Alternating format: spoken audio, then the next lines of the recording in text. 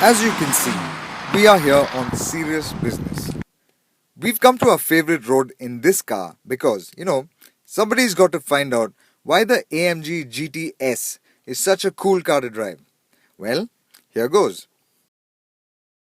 So, what makes the GTS drive the way it does? Let's get under the bonnet. Alright, the cover made by Sasha Jonas, the engine. Let's take the cover off and I'll show you. Basically, that is it. The front of the engine starts there.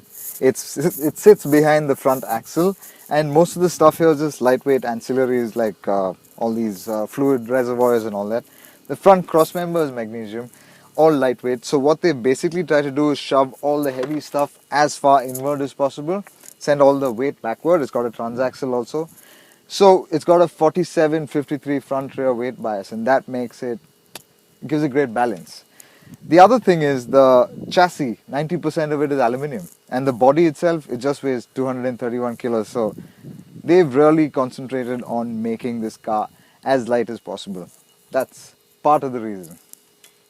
What that means is that there's very little weight ahead of the engine, so the car turns in really sharply and the steering's quick. The SLS-AMG hydraulic steering that's borrowed, it's really quick. So front end grip, that's one of the highlights of this car. It's got plenty of it. It's got tremendous amounts of it.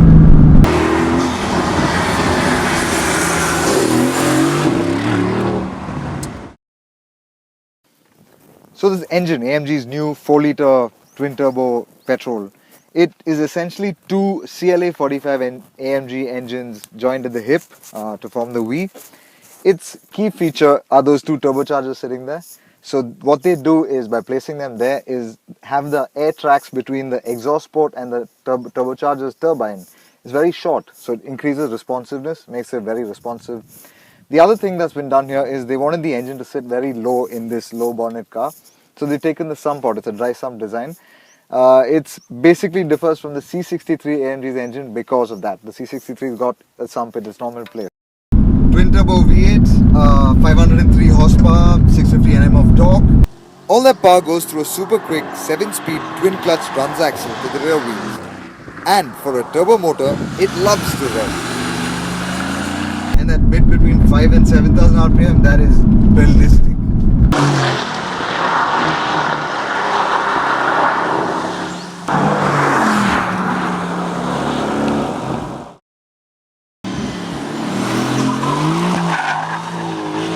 Suspension, double wishbones front and rear, and electronic dampers that adjust their stiffness as you go through the car's different driving modes. Unsprung mass has been reduced by using aluminium wishbones, steering knuckles, and hub carriers. All of this results in great body control and a willingness to turn. So ultimately, what makes a really fun car to drive? The sum of its parts, right? And this car is full of them, including this one last thing called an electronic limited slip differential that lets you do serious stuff like